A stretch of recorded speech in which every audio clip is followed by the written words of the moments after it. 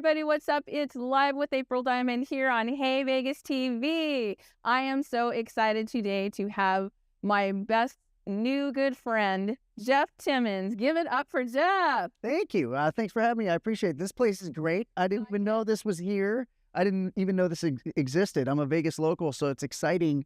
And I'm an advocate of Vegas, so it's exciting to see this going on here, and and it's also great to see you again, and happy that you're getting the opportunity to really get yourself out there outside of what you're already doing, which are plenty of amazing things already. So thanks for having me. It's a pleasure. I appreciate that. That's really nice of you to say. We had some chats online, and you got to tell a lot of your story. As you guys know, Jeff Timmons is the founding member and really the creator of 98 Degrees, everybody's fan favorite vocal band. Well, look, yeah, we consider ourselves a vocal group. I mean, we're influenced by Boys to Men and groups there, but there were no boy bands out when we decided to put ourselves together. Right. But, you know, years later, we kind of got lumped into that boy band thing, which we didn't like because of the connotations with boy bands that you can't sing live, and, you know, you're put together by some Svengali or some super producer or some label. Yeah. And we put ourselves together and we're inspired by vocal groups. But we're associated with the Backstreet Boys and NSYNC, which are legends and dear friends of ours. And now that we're in our 50s, we don't mind the term boy band anymore. You don't look like you're in your 50s. I'm just saying. Well, that's all the nice lighting they have in the studio, all the soft gels and the filters and all that good stuff. So, and you guys look great. You guys look great. And there is a huge resurgence of, like, let me say boy band. I know you guys are a vocal group, but the boy band thing is a huge, like, you have an audience from back in the day and they never left you. Yeah, I mean, that's what's great about it. Certainly when we started the group, you know, I started the group in college with some guys trying to impress girls. So when you start a group like this and you're trying to croon and, you know, you don't expect that you're going to do all the stuff for teenage and preteen girls. So that being said, years later, we're lucky that we had that younger audience because it allows us to do what we're doing for a living, you know, 30 years later now. They're all grown up. They have, you know, kids of their own that they're introducing our music to. And, you know, we get to go out as middle-aged guys now and still live the dream, get up and sing songs for a living. And, you know, they're more enthusiastic and excited and rambunctious than ever. Right. So it's a blessing. It really is. That's awesome. And, and you know that because you've got your own tribe at home. Yeah. You got your kids, and they're seeing the resurgence of the popularity of you and your band. Like, that must be, you know, kind of a fun full circle moment. Well, look, no pun intended. Yeah, it's called full circle. In store soon. But yeah, well, look, I think, you know, I'm remarried. So my wife and I, we both had 2 kids from our previous marriages. We have one together. So when we got together, it was like the Brady Bunch. And, you know, my 2 older kids, I was just kind of focused on being their dad. So, you know, we had a big hiatus of about 11 years. I kind of just did behind the scenes stuff. I did music for TV and ghost wrote songs for other artists, and primarily was just their dad. So after 11 years of a break, us coming back, now I told them I was cool. They didn't really believe it, but, you know, when we had a resurgence and came back after 11-year break, we went on tour with New Kids on the Block and Boys to Men, who we idolize, Boys to Men. So it was a dream for us, and we were doing stadiums, and we each had our own tour buses. And so, you know, my older kids were like, what is this? This is crazy. I mean, where'd you come from? And I said to them, I told you I was cool. And they were like, no, you're still not cool. This is cool, but you are still not cool. But nonetheless, it was kind of an interesting you know, sort of dynamic for them to experience. Now, my 2 stepkids, my 2 stepkids and my youngest daughter, you know, they sort of saw me in that light from the beginning, and they're all used to it, and it's part of their lives, traveling around the world and getting to go really cool places. And and then that helps you understand the families. So the people that followed you back in the day when you first started now have families. So now it's them and their families following you. Yeah, listening to the music, so you are getting reintroduced to a whole new generation of, you know, fans and listeners and that kind of thing. It really is cool. I mean, when I say it's a blessing, I mean, we don't take any of it for granted. We never really did. I mean, we're all Ohio guys, blue-collar, Midwestern guys. We're raised in a certain way to be respectful and appreciative of everything that comes your way, right? So, you know, although it's easy to kind of get caught up in it and take it for granted, we always checked ourselves. If any of us would start to get a little out of control or let it go to our heads, we're like, look, This isn't real. Yeah. 6 months before this, we were driving to Winnebago around trying to get discovered with our pictures plastered on the side. At the time. Yeah. Due diligence. And so, you can easily get caught up into it, and people will let you or want you to get caught up into it so they can get caught up into it. But, ultimately, we're very fortunate that, we're introduced to, we still have our fans from the beginning, our core fan base, which they've always been there for us. Yeah, and they continue to follow you to all your shows, because the shows that you're doing now, which we'll talk about in just a minute, but all the shows that you're doing now, they're sold out. You have new music out. You have like all of this, the dynamic. It's almost like you picked up where you left off. In fact, it's almost better. Although we were tremendously popular in the late 90s and early 2000s, we didn't really, there was so much competition. You had the Backstreet Boys, which we were compared to, and NSYNC, which are these amazing, legendary groups, which we were, again, fortunate that we were compared to them. But we had a different label situation. Originally, we set out to be an R&B group, which was very niche towards R&B pop instead of pop.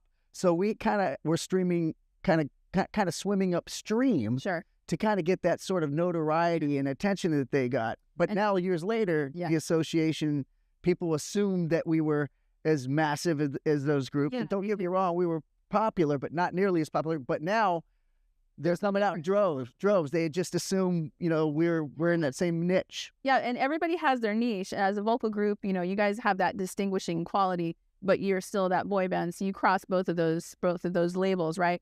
And when we come back, I want to talk about your new music, about your new tour, and a couple of other fun things that people in Vegas will probably be interested to hear about. So we'll be right back. Hey Vegas! Celebrate every day in style at the Composer's Room. From live music to comedy shows, we've got entertainment that'll give you that Las Vegas vibe. Our tavern serves the best drinks in Vegas. Whether you're a cocktail connoisseur or a beer buff, our bartenders got you covered. And let's not forget about the food. Our culinary delights are sure to tantalize your taste buds. Come for the entertainment and stay for the food. Reserve your visit to the Composer's Room today and start celebrating Las Vegas our way.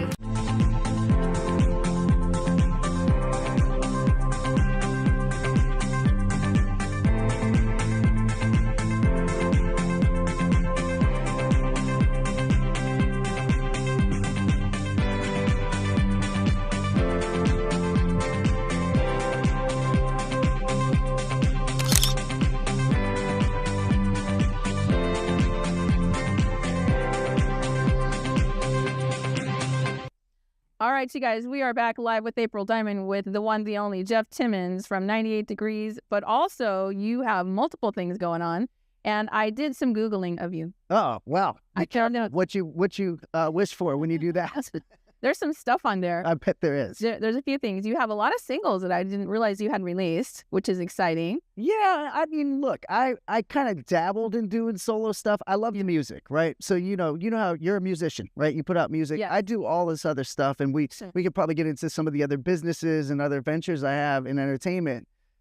You have to learn the business and have to diversify yourself just to do music, right? Correct. And so, I've released songs, I've never really gotten with a major label, sort of our window passed, and then, they kind of, outside of Justin Timberlake, they really didn't really care about any of the other solo artists for boy bands and stuff like that. So I didn't really pursue it. I mean, I couldn't even get a major to even listen to the music at that time. Wow. So I just have released things here and there that I've been passionate about along the way. I'm thankful that you know about that.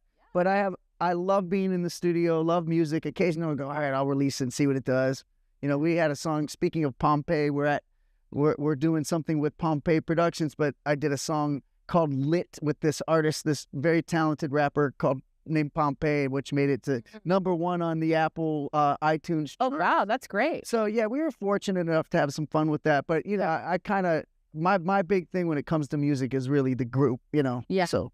And being the founding member. That's the thing is, Jeff, really, you put that together. That you are the one that created 98 Degrees. Well, I was dumb enough to try it first. So I started. All the hits. Well, I started in college to impress girls at a party. It's a very shallow thing, but that's what college guys do. Right. And we sang for some girls, quit school, went to LA because you didn't have any of this technology that you have today. You couldn't go on American Idol to try out, or you couldn't put things on TikTok that would go viral. You literally had to go to Nashville, New York, or LA. Because that whole promotional landscape changed. It's totally different. Now it's all, doing this and social media and that kind of thing. You released some singles, and then I scrolled down into your past and your history, and I saw Chippendales. Yeah, that's right. Chippendales here in Vegas. Now, look. It was like, okay, you probably didn't join Chippendales, but... No. So a dear friend of mine who used to manage me for a short spell, his name's Michael Caprio, and he's an amazing publicist, PR guy. Nice. And, look, I had been out of the mix, out of the scene for a long time, like I said, being a dad and just kind of, doing hodgepodge things with music and production and things of that nature. Yeah. And Michael said, you need to get back out there. Yeah. And one way you can do this is to host the Chippendales. Well, of course, I was, everybody has their preconceived ideas of what the Chippendales is. I'm like, oh my God, I can't have the first thing I come back and emerge being a stripper with the Chippendales, right? So, I mean, this was pre-Magic Mike, so it wasn't really, still was sort of taboo even 14 years ago when I did it. And, my wife was like, no, you should go do it, because my wife said, you should go do it because this will get you a lot of PR and promotion, and maybe, there'll be some buzz about, your group getting back together, because I'd really hoped that the group would get back together. We had been doing different things. We never broke up. But I went to go see the show. I saw the show, and it was incredible. It's a well-produced show. Yeah. The guys sing, they can dance. It's not just, So you said, okay, I'm going to go and host the show and perform. And it's, it's on Google. You can check it out. But you're the kind of person that will go out and try things, and you don't mind if you sink or swim. You just want to see where it goes, right? Well, I love that you know that. And I think in life, you have to go for things, right? You have to be willing to put yourself, you got to take risks, big risks, to get big rewards, right? And I'm confident enough in myself to try things and fail. I mean, you're going to go through life. Nobody hits a home run every time, right? So for me, it's like, I'm a person that doesn't take myself too seriously, but takes what I do seriously, if that makes sense. So I think that, if you put your effort and your heart and soul and spirit into something, and it doesn't work out for you, you know what? At least you can go look at yourself in the mirror and say, I tried. I gave my best, and I didn't hold anything back. The one thing that I don't want to have in my life is when I'm older to go, you know what, if I would have only tried a little bit harder, or if I would have took that chance. Now, look, a lot of times people will laugh at you, or you make a mistake, or it doesn't translate into the ultimate success. Right. But every once in a while, lightning strikes, and it turns into mega success. Put yourself in that position, you're never going to know. And sometimes you sink and sometimes you swim. And believe me, I know a lot about that. Well, we all do. We all do. We've all been through that. And it's not, I think it's a learning process. And by the way, let's add this. You also are a motivational speaker. You take a lot of stages and go and speak around the country too. Well, yeah. I mean, look, part of what you do when you have the success that we've had, we've been very, very fortunate, sold millions of records, got to travel the world. Whatever was in my mind's eye when I wanted to start this, my life ended up exceeding those expectations. Awesome. And with that comes, I feel like people have to have a responsibility to give back. And you don't have to necessarily do it publicly. You can do it privately. Sure. It's just something that I feel is, karma or the energy of reciprocating the blessings that you got, however you want to frame it. Yeah. Not to bring religion into it or the universe or God, whatever you believe in. I feel like if you're getting this sort of energy, you've been rewarded for your efforts, that it's only natural to give back. And one of those things that I like to do is just get in front of people and tell them my story. Yeah. Tell them that I'm a human being that tries and fails, but also gets myself into the mindset of putting things together, self-belief, and sort of manifesting what you go out to do. In the music business, you need that because you got to almost motivate yourself most of the time. It is a hard business, and a lot of businesses are really hard, but the entertainment business is brutal. And we're gonna talk more about when we come back. We're gonna talk more about the music that you're currently doing. We're gonna talk about what's coming up. Great. And I'm gonna see if I can find some more stuff on you. Dirt. We're the best though. I love it. This is so much fun. We'll be right back with Jeff Timmons. Hey Vegas! Celebrate every day in style at the Composer's Room. From live music to comedy shows, we've got entertainment that'll give you that Las Vegas vibe. Our tavern serves the best drinks in Vegas. Whether you're a cocktail connoisseur or a beer buff, our bartenders got you covered. And let's not forget about the food. Our culinary delights are sure to tantalize your taste buds. Come for the entertainment and stay for the food. Reserve your visit to the Composer's Room today and start celebrating Las Vegas our way.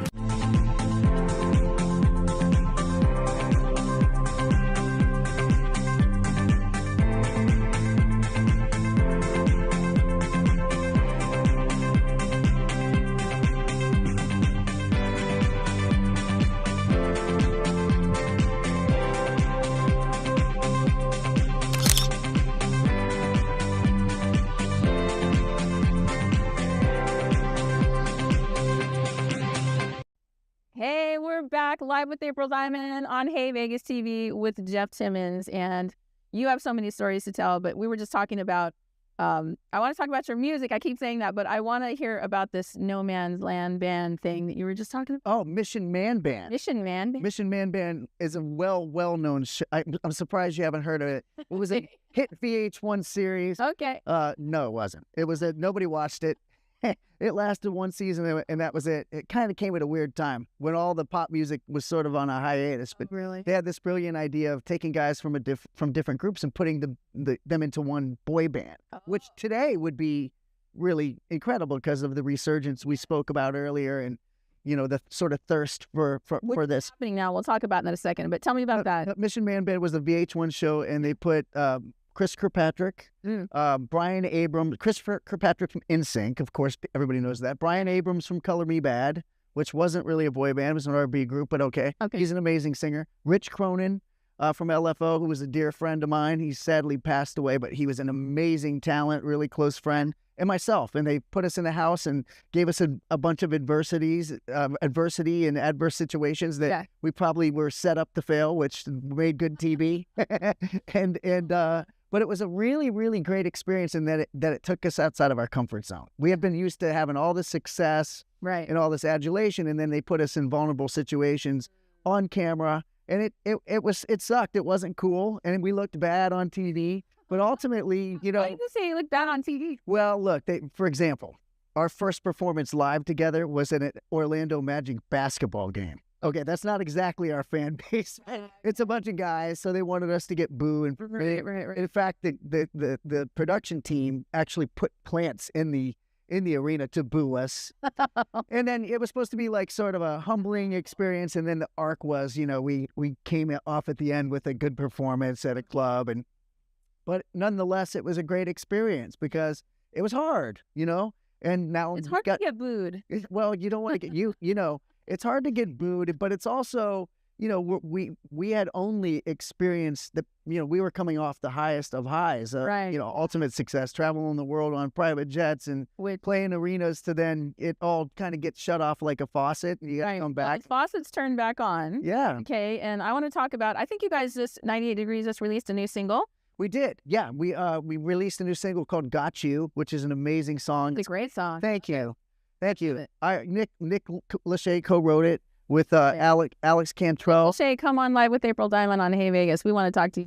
Yeah. All you guys. He's great. And he also wrote Soul Shock, I believe, kind of wrote it as well with them. And it's just sort of, when you do music like we've been doing for so many years, you think that you need to try to evolve, and certainly you do as a musician, right? But our fan base likes the ballads. But maybe we need to dance. Maybe we need to do up-tempo club songs. Maybe you just adjust it up, or maybe you need to add dance music, beats, whatever. But I like your authenticity. You guys do what you do. Well, we got back to it. We got back to it, and the fans love it, and it sounds like a 98 Degrees sounding song. Right. And we did what a lot of people were doing, and sort of Taylor Swift has made it, kind of brought it to the forefront, which is re-recording your own masters, right? Re-recording your own songs so you have ownership of your music.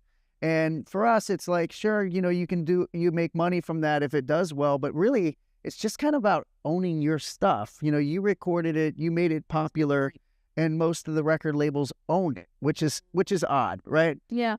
So we've done that. So the album, it's called Full Circle. You had mentioned earlier, everything's full circle. Well, we've come full circle with our careers. Our fans are back. Our music is back. Good. We're back. Where can they find your music right now? You can go on 98degrees.com and find the links. The album comes out. Pre-save the album. It comes out May 9th. May 9th. Worldwide. Yeah. So we're just super excited and thrilled and blessed and fortunate to still be doing what we're doing this many years later. It's so incredible, but it's a testament to the fact that your fan base loves you and they loved what you did. They love the stories that you told, and you guys are authentic telling your story. Well, there's no other way for us to be. I mean, look, we obviously you want to have the mystique of being a star and all that stuff, but we've kind of prided ourselves on being those guys that everybody could relate to throughout the years. We felt like that set us apart, right? And I think it's working really well. Thank you. It's working really well. I really appreciate it. And I'm gonna listen. I'm gonna pre-save your new album. Tell us again what it is, so people don't forget. Called Full Circle. Just go to our website, 98degrees.com, or any of our socials. It's all 98 Degrees, and you can find out anything that's going on, shows that are coming up, and all that good stuff. I say that because sometimes we have to say it twice to remind people. So yeah. All right, we'll be right back with Jeff Timmons. Hey Vegas! Celebrate every day in style at the Composer's Room. From live music to comedy shows, we've got entertainment that'll give you that Las Vegas vibe. Our tavern serves the best drinks in Vegas. Whether you're a cocktail connoisseur or a beer buff, our bartenders got you covered. And let's not forget about the food. Our culinary delights are sure to tantalize your taste buds. Come for the entertainment and stay for the food. Reserve your visit to the Composer's Room today and start celebrating Las Vegas our way.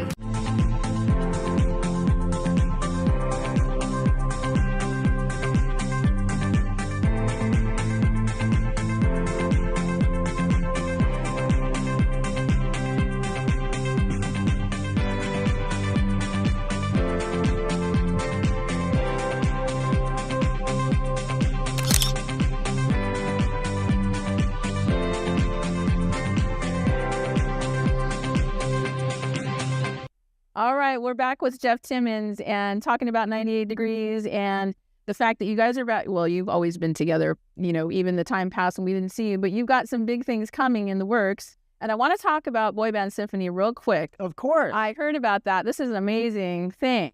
Thank you. Yeah, I mean, there have been these incarnations of different boy band guys doing different things together. There was one here called The After Party that had Joey Fatone and Nick Carter and Wanye from Boys II Men and AJ. And that was like in a club kind of setting. For this one, it's myself, Chris Kirkpatrick, who's a dear friend of mine from NSYNC, right? And Eric Estrada from O-Town, who is really an underrated guy. I mean, he's an amazing, probably one of the better vocalists I've heard. The three of us do each other's songs and cover other boy band songs with a huge orchestra. It's been an enormous success for us. We didn't know what to expect or what people would think of it. Of course, right. When a lot of us sing ballads, right? So when you have these ballads, they're constructed most of the time with an orchestra in mind, and it's not really like that. It's programmed. You might have some strings, but to hear these songs come to life with an orchestra, I'm up there often getting goosebumps listening to this music.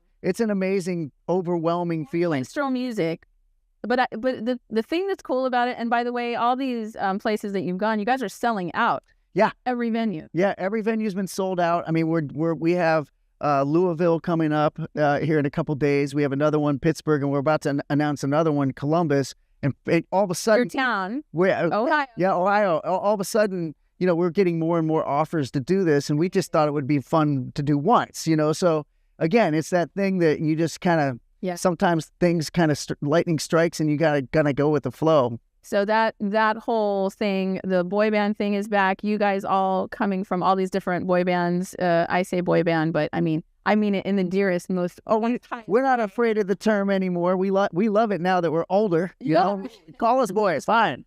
Yeah, exactly. But and the music is so timeless. I listen to your stuff. I listen to Backstreet Boys, and I think they have a residency coming up. They're going to be playing at the Sphere. I'm sure it's going to kill. I mean, I think they've already sold out and added dates already. So it's the time. It's back. And you guys are about to start Are you gonna? Is a tour coming? Is something? Well, we're doing some national dates here. We have Disney coming up, Epcot end of April, and then we have a couple of things in October. But really, we haven't served our fans overseas where we broke first. So this year we're going to kind of concentrate on going to Southeast Asia, Canada, and some other parts of the world where a lot of people don't know. We didn't necessarily break in the U.S. first. We had to go other places. Right. And that's where we're kind of going to go back and see some of those folks. You go out and you come back to the U.S. Yep. So, well, Jeff, thank you for for coming and being on Live with April Diamond. It's a pleasure. Always an honor to talk to you. Congratulations on this. This is incredible, and your new music too. And thank you. Anytime you want me on, I'd be happy to come back. I would love to have you come back. In fact, we'll do that. We're going to do another episode at some point and talk about some more stuff. You have great stories. You have great music.